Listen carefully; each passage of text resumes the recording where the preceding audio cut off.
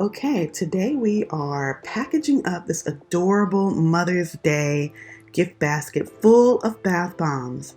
As you can see, I have already made the bath bombs. They come in a variety of fruit shapes.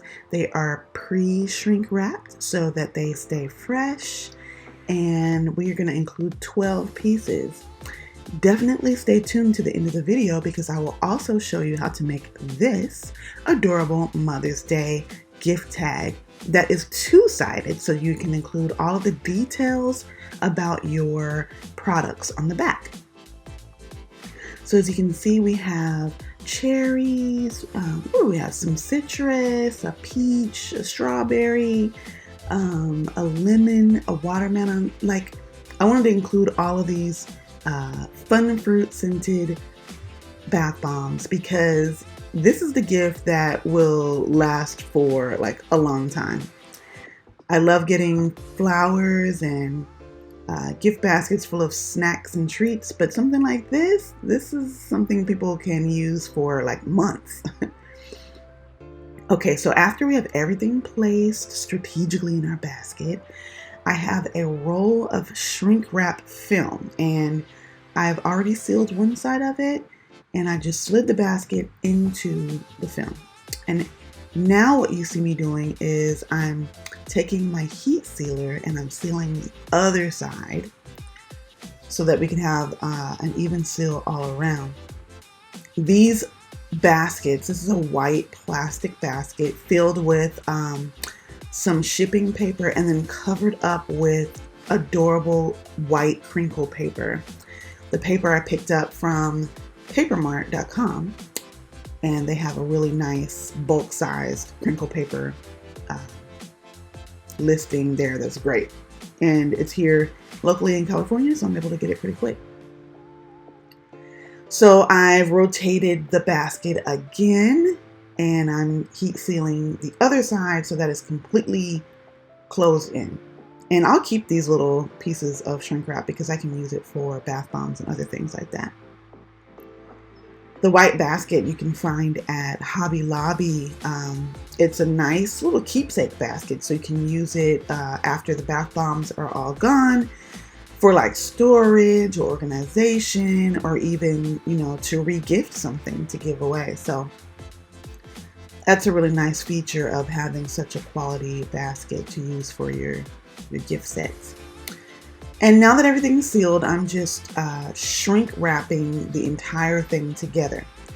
And I'm using a heat gun set at the lowest setting. And then any like little folds or little pieces that won't, you know, seal up tightly, I'm just pressing it down to smooth it out, you know, just so that it looks really nice and professional all the way around.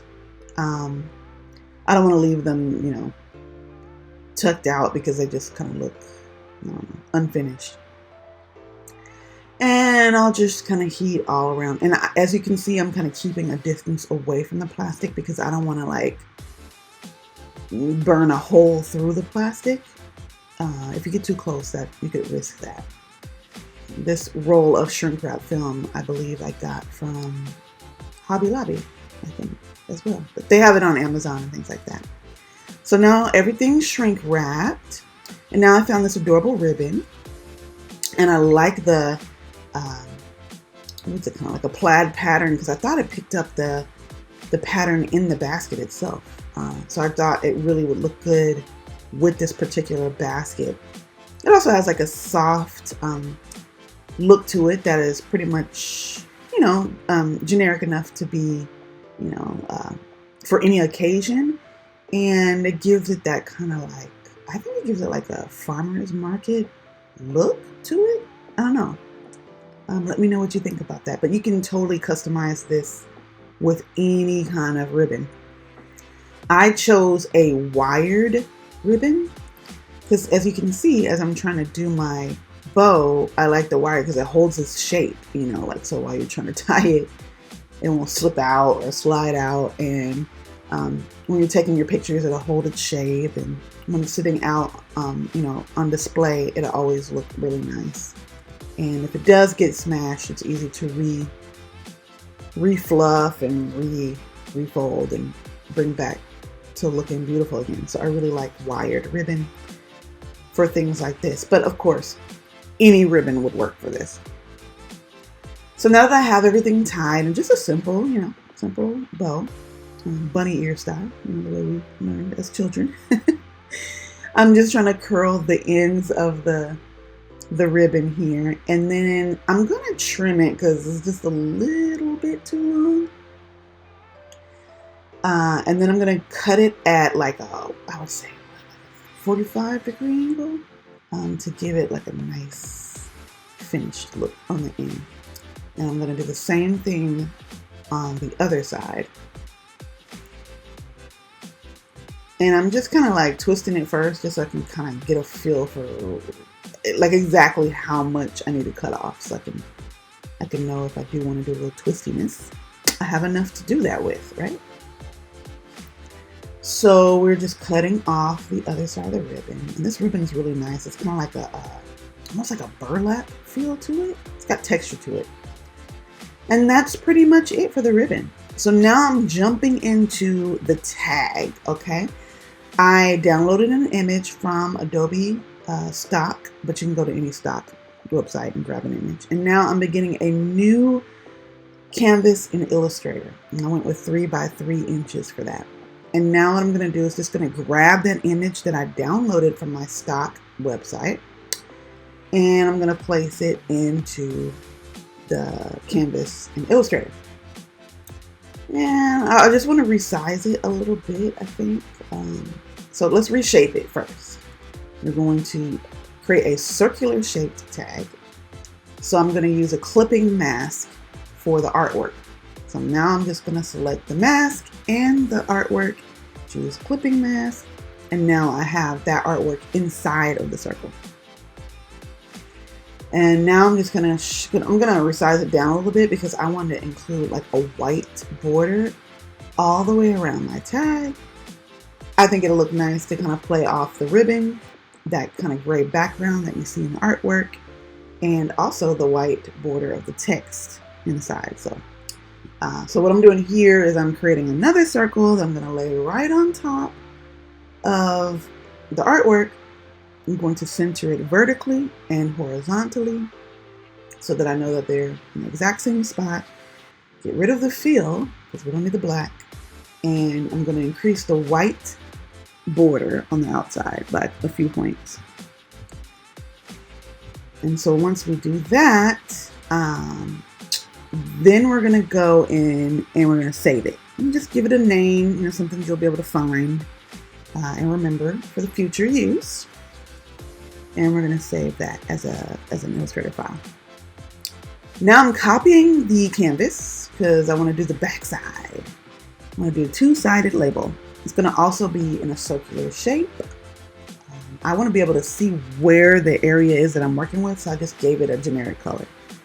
I'm grabbing the information from one of my past labels. I'm just copying and pasting it into this new template.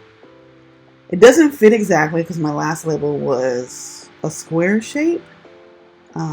So what I'm going to do here is I'm going to just kind of resize everything to fit. And I'm going to change some of the colors too so that it really matches the look and feel I'm going for with the artwork that I downloaded. So I'm going to go a little bit smaller on the bath bombs. I chose the color from the font in the Mother's Day artwork. So that's going to tie that together. I'm going to go a little bit smaller on my 12-piece gift set. And then I'm going to go smaller on the hanging. Everything needs to kind of go a little smaller to fit in that round shape. I'm going to center everything, and then I'm going to align everything to center. And then I'm just going to take my list of bath bombs, and we're going to kind of center it up a little bit. And I think I'm going to have to tighten this up.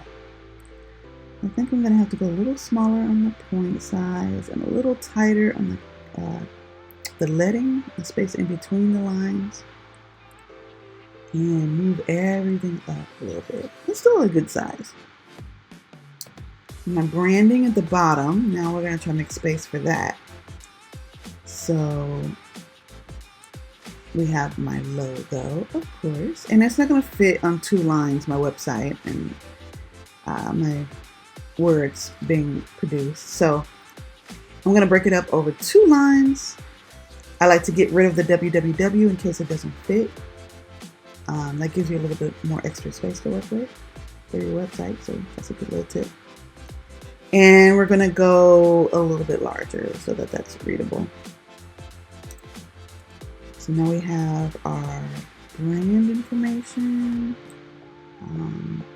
and all of the what it is, the scents, all of that. And I'm going to just make sure all the colors match for the dark type. It's actually like a dark gray color.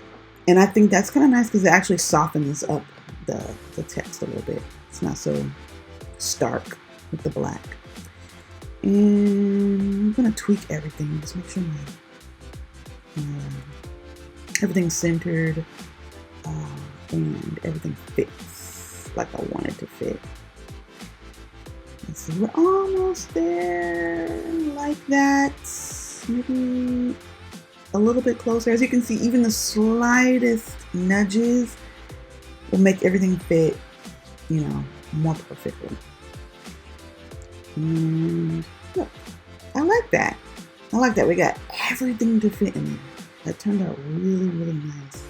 So as you can see, we went from the square shape label to a round shape label. So this concept works with everything. I don't need the background color. I'm going to do a white background for that backside. I'm going to save it now. Now I'm going to export these images as PNG files, okay? And I'm going to export both the first and second artboard as a PNG because I want to bring that into Cricut.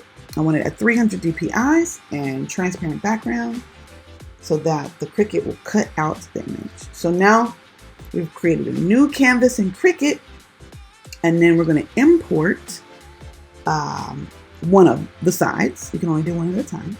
Here's the front side. And let's see, it's got the transparent background, which is perfect. Moving forward, we're going to set it as a print then cut image because we want to print it and cut it. Let's go ahead and add into the canvas that front side, and I'm going to go down to 3 inches. Okay, so we'll just type 3 inches in here and lock the perspective, and then it will resize everything accordingly. I am copying and pasting this front side so we can use, we can get like a couple of them to a sheet. We don't want to waste any paper. We want to get as many as we can on one sheet of paper. And I think I can get about 6 of these.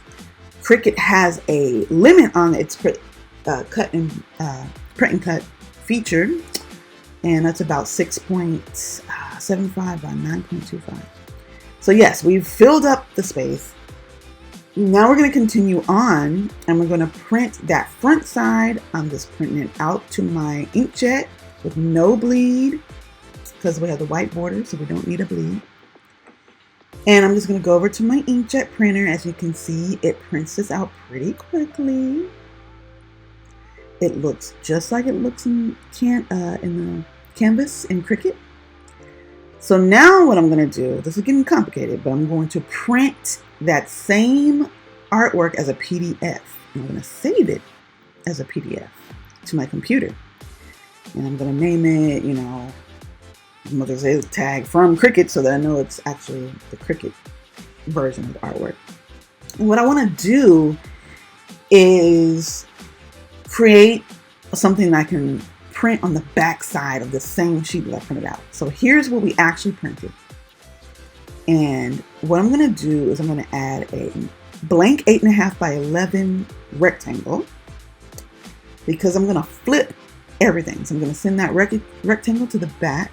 I'm going to select everything on the canvas, group it together, and then I'm going to reflect it, which will flip it, okay? And that's important because when I flip over my paper and print it, it's got to be on the other side of the page. It's not centered, it's on the other side. So now what I'm doing is I'm just giving my backside artwork a little border so I can see where it's going to be placed. I'll get rid of that border at the end. I copied it and I pasted it into that new page that I created from Cricut. And I'm duplicating it and I'm just eyeballing it here and I'm just putting it right over. I'm going to lock the background so I can select both of them. And I'm going to put it right over the front side. So that's why it didn't matter that the artwork was reversed, because you're not going to see it anyway.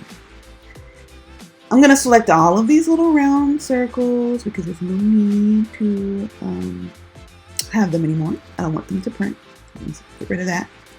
And now we have the back side in the exact spot that we need it to be to print both sides and cut.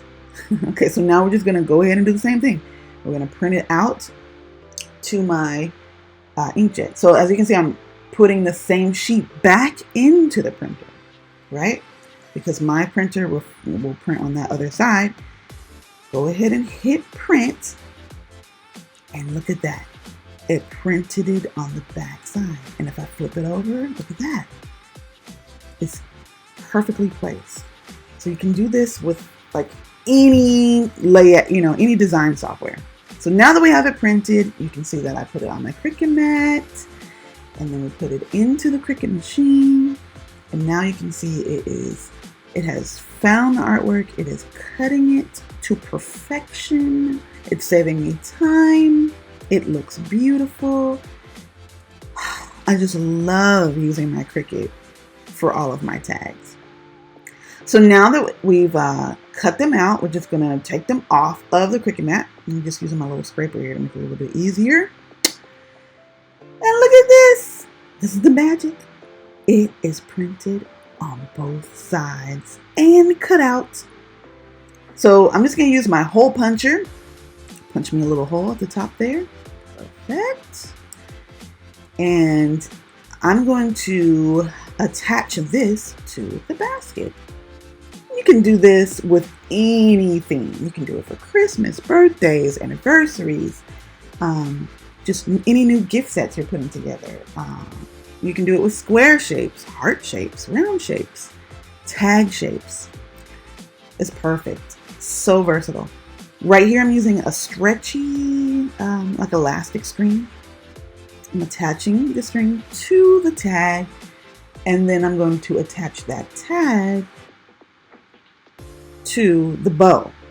Okay.